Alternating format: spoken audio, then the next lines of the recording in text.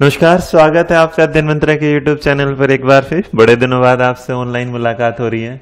लेकिन बच्चे ये मुलाकात अब ना थोड़ी सी ज़्यादा होगी। और ज़्यादा का मैं क्यों बोल रहा हूँ कि आज ने लगातार आपके लिए कम से कम 8 से 10 वीडियो तो मैथ की या होगी या क्वेश्चंस की होगी, इंग्लिश पेडागोजी की, और पेडागोजी का स्पेशल होगा। तो सीटेट के लिए जिनका 9 दिसंबर को एग्जाम है, वैसे तो ऑल द बेस्ट सब लोगों को, टेंशन मत लीजिएगा, सब अच्छे चल रहा है। देखिए, जैसा आप मेरे पीछे बोर्ड पर देख रहे होंगे तो ये math pedagogy NCF special class होगी और मैंने कुछ यहाँ टर्म्स लिखी हुई हैं। और ये टर्म्स वो टर्म्स हैं जो एनसीएफ में ना मैथ्स के रिलेटेड आती है, चाहे वो पेपर 1 हो चाहे वो पेपर 2 हो। देखिए, एनसीएफ आप वैसे पढ़ेंगे तो मैंने पहले भी एक एनसीएफ का वीडियो डाला था जिसमें मैंने आपको बोला था कि एनसीएफ पढ़ते टाइम ना आपको लगता है यार बड़ा बोरियत सा है, लेकिन दिक्कत ये भी है कि बेटा कि उसी से क्वेश्चन ना 10 to 15 क्वेश्चन आते हैं, मतलब चाहे हिंदी में आए चाहे आपके सब्जेक्ट में आए चाहे। और मैथ के साथ तो ये हर बार हुआ है कि मैथ के साथ तो कम से कम आपको 2 से 3 क्वेश्चन आएंगे ही आएंगे। तो आज की जो क्लास होगी इसमें मैथ पेडागोजी में एनसीएफ स्पेशल, इसमें कुछ टर्म्स होंगे जो मैं आपको समझाने वाला हूं और इससे रिलेटेड बेटा टॉप 10 क्वेश्चंस होंगे जो होंगे। ये मैं कुछ दिखा भी देने वाला हूं और कुछ ना इसका आपका पीडीएफ होगा। आज क्या करेंगे, इस पीडीएफ को ना मैं आपको समझाने वाला हूं क्या क्या होगा, आंसर्स भी साथ ही कर दूं, लेकिन आंसर की वीडियो बिल्कुल अलग होगी। आपको करना क्या है कि आपको ना पहले ये वाली वीडियो देखनी है, इस वीडियो के हिसाब से इस क्वेश्चन पेपर को अपने आंसर्स निकालने हैं और उस आंसर निकालने के बाद ना if you want to that explanation of these questions तो आप ना प्लीज उस सेकंड वाली वीडियो को देख लीजिएगा। और लगे कि समझ आ गया तो उस वीडियो को देखने की ऐसी कोई नीड भी नहीं होगी। जैसा भी आपको एक्सप्लेनेशन चाहिए तो देखिएगा, क्योंकि आप लोगों के पास टाइम कम है तो टाइम के कम के हिसाब से ना चीजें वही देखिए जो जरूरी है। मैं ये नहीं कहना चाहता वो जरूरी नहीं, मैं सिर्फ ये कहना चाहता हूँ अगर आपको समझ में आ जाए तो फिर बाद में टेंशन मत लीजिएगा बार बार मैक्सिमम वीडियो देखने की। चलिए आ जाइएगा। हमने बात की किसकी, मैथ पेडागोजी, टॉपिक का नाम क्या है, एनसीएफ। बेटा इसमें एक वर्ड है मैथमेटाइजेशन, जिसे हिंदी में बोला जाता है गणितीकरण। ये है नैरो एम, मतलब उनके छोटे छोटे जो टारगेट्स होते हैं। हाइयर एम उच्च लक्ष्य जिसे बोलते हैं आप। कोहेरेंट कहता है किसी चीज को जोड़ना। इंपोर्टेंट कहता है महत्वपूर्ण। और एम्बिशियस क्या होता है तो आप लोग सब जानते हैं, फिर भी लेकिन ये सारे के सारे जो वर्ड हैं ये किस तरह काम करते हैं किस तरह नहीं, तो जरा समझना। देखिए, जब ये आपके सामने टर्म आए ना मैथमेटाइजेशन, तो इसे बोला जाता है गणितीयकरण। अब मेरे को ना हिंदी में गणितीयकरण लिखने वाली होगी तो आप समझ लीजिएगा कैसे। गणितीयकरण का मतलब क्या होता है, जैसे ना बच्चा मैथ से डरा होता है तो मैथमेटिक्स में ये कि हर बच्चे को ना मैथ इस तरह पढ़ाया जाए कि उसके लिए क्या बन जाए, इजी बन जाए। और वो ना हर चीज के बारे में उसके पहले वो नैरो एम। यहां नैरो एम का मतलब क्या होगा, तो नैरो एम होता है वो वाला जब छोटे बच्चों को ना स्टार्टिंग में किसी चीज के नंबर के बारे में बता दिया जाता है कि संख्याएं क्या होती है, उनके ऑपरेशंस के बारे में बता दिया जाता है, या उनके छोटे छोटे से संक्रिया जैसे मेजरमेंट के बारे में बता दिया जाता है। तो बेटा जी जो यहाँ पे छोटी चीज होंगी ना, इसका मतलब नैरो एम एनसीएफ कहता है कि मैथमेटिक्स में नैरो एम वो होता है कि बच्चों को छोटी छोटी बातें, बेसिक बातें बता देना। अब वो जो बेसिक बातें पता चल जाती है तो उसके बाद ना नैरो एम के बाद जो नंबर आता है वो किसका आता है, हाइयर एम का। देखिए जैसे नाम से पता है, इसका मतलब बेटा यहाँ छोटा बड़ा ना करिएगा कि ये छोटा है तो कम है, बड़ा है तो ज्यादा ना। छोटे और बड़े का मतलब यहाँ है कि नैरो एम इसका मतलब स्टार्टिंग वाली पोजीशन है जब बच्चे को शुरुआत में पढ़ाया जा रहा है। हाइयर एम है कि जब आप नैरो एम पढ़ाएंगे तो आप उस तरह पढ़ाइएगा कि बच्चों से टारगेट क्या कर देंगे, हाइयर एम। अब ये हाइयर एम क्या होता है, हाइयर एम ये होता है कि जब उसने बेसिक नंबर्स एंड ऑपरेशंस पढ़े थे, मतलब स्टार्टिंग में जब बच्चे ने 1 पढ़ा, 2 पढ़ा, 3 पढ़ा, या बच्चे ने प्लस पढ़ा, माइनस पढ़ा, डिवाइड पढ़ा, लेकिन कुछ दिनों बाद वो बोर्ड मास पढ़ना शुरू कर देता है। तो इसका मतलब जब ये करना शुरू कर देता है वो चीजों को क्या करना शुरू कर देगा, कनेक्ट। तो इसका मतलब बेसिक नॉलेज क्या होगी, नैरो एम, और उसके बाद उस नॉलेज को कनेक्ट करके जब आगे जाएंगे तो वो क्या कहलाएगा आपका, हाइयर एम। अब हाइयर एम के साथ साथ ना मैथ की पेडागोजी में जब एनसीएफ स्पेशल क्लास में मैं बता रहा हूं तो उसमें एक लाइन आएगी जब एनसीएफ कहता है कि जो एनसीएफ है वो कहता है math should be coherent, ambitious and important. ये 3 वर्ड क्या है, एम्बिशियस, कोहेरेंट और क्या कहलाएगा, इंपॉर्टेंट। कि बच्चे के लिए मैथ क्यों इन 3 वर्डों के साथ होना चाहिए तो जरा समझो। एक वर्ड लिखा है एम्बिशियस, इसका मतलब एम्बिशियस भाई जो आपके उद्देश्य आप लगाते हैं, आप ना टारगेट नहीं करते कि मेरा लाइफ में ये एम है, उसी तरीके से। कोहेरेंट, एक बात याद रखना, इसको तो मैं आगे इंग्लिश की पेडागोजी में थोड़ा जिक्र करके चलूंगा। आप ना जब भी कहीं कोई वर्ड देख ले तो को का मतलब ना मैक्सिमम जो आप देखेंगे तो हमेशा ना 99% देखना बेटा। जो पेडागोजिकल क्लासेस होंगी उसमें ना उसका मतलब होता है जोड़ना। जोड़ना मतलब मतलब एक दूसरे के साथ कनेक्ट करना। जैसे कि लिखा है को, तो को क्या करेगा, कनेक्ट, कॉम्बिनेशन कुछ इस तरह। और इंपॉर्टेंट तो इसका मतलब ये जरूरी क्यों है, तो सवाल आपसे यही पूछ लेगा कि ये एम्बिशियस की टर्म का मतलब क्या है, ये कोहेरेंट का मतलब क्या है, और ये इंपॉर्टेंट। बेटा जी अगर ये तीनों चीजें पढ़ ली ना तो एनसीएफ की पेडागोजी में, जो मैथ की पेडागोजी में ना, ये समझ लीजिएगा आपका जो भी क्वेश्चन होगा वो कभी बचेगा नहीं आपसे। समझिए, देख मेरे बच्चे यहाँ पे लिखा है एम्बिशियस, तो इसका मतलब ये क्या है, एम समझो समझने के लिए।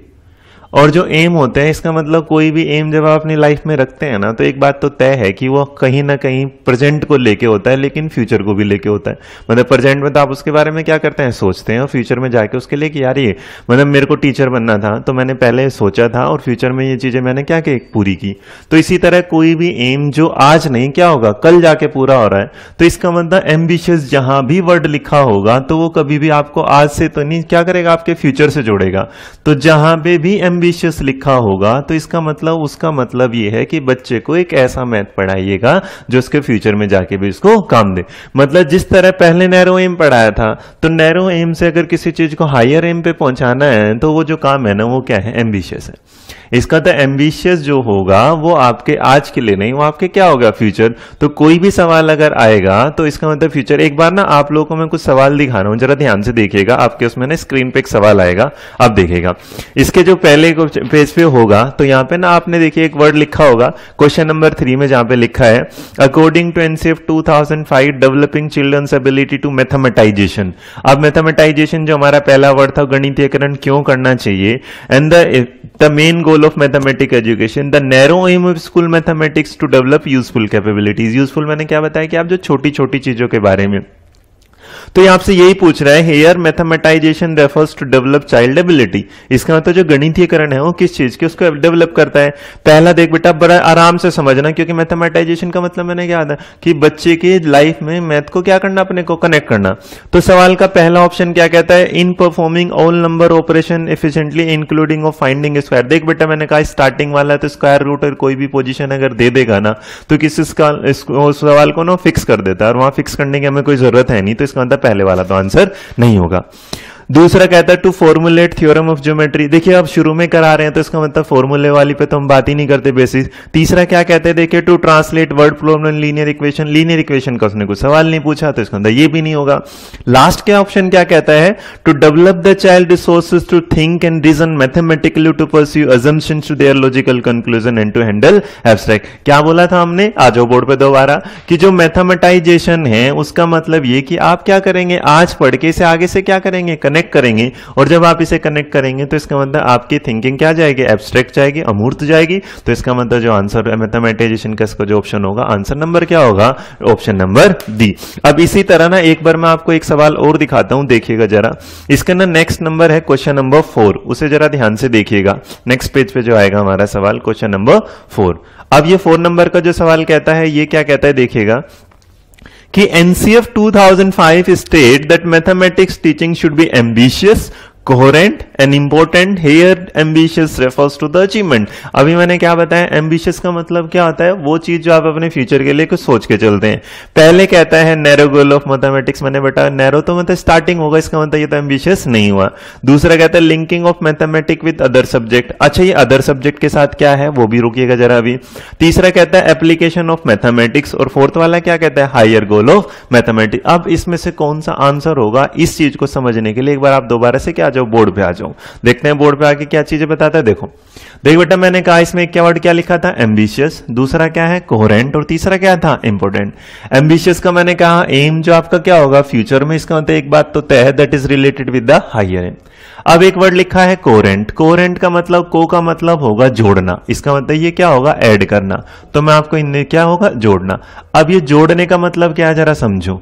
इसका मतलब जब आप बच्चे को मैथ पढ़ा रहे हैं तो आप खाली एक ऐसा मैथ मत पढ़ाइएगा जिसमें एक चीज को फिक्स। इसका मतलब मैथ के बेसिक कॉन्सेप्ट के साथ आपने एल्जेब्रा को पढ़ाया, अर्थमेटिक को जैसे पढ़ा रहे हैं, उसके बाद आप ट्रिग्नोमेट्री पढ़ा रहे हैं, आप ज्योमेट्री पढ़ा रहे हैं। इसका मतलब कोहेरेंट का मतलब होगा ये कि जब वो मैथ के दो अलग अलग सब्जेक्ट या और और दूसरे सब्जेक्ट को एक दूसरे के साथ क्या करेगा, कनेक्ट। तो बेटा जहां भी जोड़ने से रिलेटेड होगा इसका मतलब वो क्या होगा, कोरेंट, मतलब एक मैथ के सब्जेक्ट को दूसरे मैथ के सब्जेक्ट के साथ जोड़ना। अब यहां पे लिखा क्या है, इंपॉर्टेंट। इंपॉर्टेंट का मतलब वो महत्वपूर्ण कैसे होना चाहिए, इसका मतलब बेटा वो महत्वपूर्ण होना चाहिए कि जिसमें आपकी ना रियल लाइफ भी जुड़ जाए। रियल लाइफ कहना चाहो रियल बोल लो, आप कहना चाहो तो डेली लाइफ से जोड़ सकते हैं। इसका मतलब ऐसी चीज, आप बच्चे को सिर्फ एक ऐसा मैथमेटिक्स मत पढ़ाइएगा जो बच्चे को सिर्फ और सिर्फ क्या दे, फॉर्मूले दे। आप मैथमेटिक्स एक ऐसा पढ़ाइएगा जो बच्चा डेली लाइफ में भी यूज, जैसे छोटा बच्चा अगर किचन में जा रहा है तो किचन में ग्लास को देख के या फिर बेलन को देख के, किसी को सिलेंडर के प्लेट को देख के वो सर्कल बोल रहा है, तो इसका मतलब कई सारी चीजों को देख के वो डेली, जैसे कि भाई आप घर में खाना बनाते टाइम लेडी कितना नमक डालना है कितना नहीं, वो एक मेजरमेंट कर रही है। तो बेसिक चीजें ये कि जैसे अगर मैं कहानी पे बात करूं कि देखिएगा अगर मार्केट में आप जाते हैं ना तो मार्केट में जाके ये पता करना कि एक दर्जन क्या होता है, और स्कूल में जाके पढ़ना एक दर्जन, मैडम एक दर्जन के बारे में पढ़ाएंगी कि 1 डजन इज इक्वल टू 12, तो इसका मतलब बच्चा उसमें कनेक्ट करते टाइम लेगा। लेकिन अगर वो मार्केट में किसी बनाना केले वाले की शॉप पे जा रहा है और उसके बाद बनाने वाले से कहता है 1 दर्जन में 12, तो उस चीज को ना डेली लाइफ से रूटीन में देख के ना और जल्दी समझ लेगा। तो यहाँ एक बार हल्का सा ब्रीफ बता दो दोबारा कि एम्बिशियस क्या होगा, जो आपके हायर एम को अचीव करेगा। कोरेंट क्या करेगा, जो आपको दूसरे सब्जेक्ट के साथ क्या करेगा, ऐड। और बेटा तीसरा इंपॉर्टेंट क्या होगा, जो आपकी डेली लाइफ या रियल लाइफ से आपको क्या कर देगा, जोड़ देगा। तो इसका मतलब बच्चे को सिर्फ किताबी ज्ञान मत दीजिएगा, बच्चे को उसके रियल लाइफ और डेली लाइफ से जुड़ा ज्ञान भी दे दीजिएगा। एक बार उस सवाल पे आ जाते हैं, दोबारा आइएगा जिसमें लिखा था, इसमें क्या लिखा था बेटा, हेयर एम्बिशियस। एम्बिशियस का मतलब मैंने क्या बताया, जो हायर एम। तो एक बात तो तय है कि ऑप्शन नंबर डी मेरा क्या होगा, आंसर। लेकिन उसके ऊपर क्या लिखा है, एप्लीकेशन ऑफ मैथमेटिक्स। और एप्लीकेशन का मतलब क्या होगा, यूज करना। यूज कहां करें आप, डेली लाइफ में। तो इसका मतलब जो ऑप्शन नंबर सी है उसके लिए आंसर क्या बनेगा, इंपोर्टेंट वाला। और ऑप्शन नंबर बी क्या कर रहा है, लिंक। लिंक का मतलब मैंने अभी ऐड का मतलब जोड़ना, तो लिंक का मतलब भी क्या होगा, जोड़ना। तो यहां पे क्या, linking of mathematics with other subject. तो इसका मतलब वो जो आंसर बनेगा वो किसके लिए बन जाएंगे, मैंने कोरेंट। और पहले वाला मेरा आंसर नहीं होगा। तो अगर क्वेश्चन नंबर 4 का आंसर जाएगा तो ऑप्शन नंबर क्या चला जाएगा, डी। एक बार आ जाएगा दोबारा बोर्ड की तरफ। देखिएगा मैंने जो आपको ये बताया इसमें एक चीज थी कि हमने क्या जाना, बस ब्रीफ, मैथमेटाइजेशन जो आपके हायर एम को कनेक्ट करेगा, नैरो एम क्या करेगा, जो बेसिक नंबर ऑपरेशन मेजरमेंट बताएगा। हायर एम का दूसरा मतलब ऑप्शन से क्या लेंगे, एम्बिशियस। कोरेंट क्या करेगा, जोड़ना। और इंपॉर्टेंट क्या होगा, रियल लाइफ से जोड़ना या उसको अप्लाई करके देखना।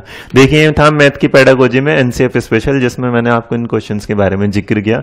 आगे ना आपको एक शीट भी मिलेगी इसमें पीडीएफ में, बाकी इसी वीडियो के साथ आपके कुछ क्वेश्चंस भी हैं जिसमें मैं कनेक्ट करके दे दे रहा हूं।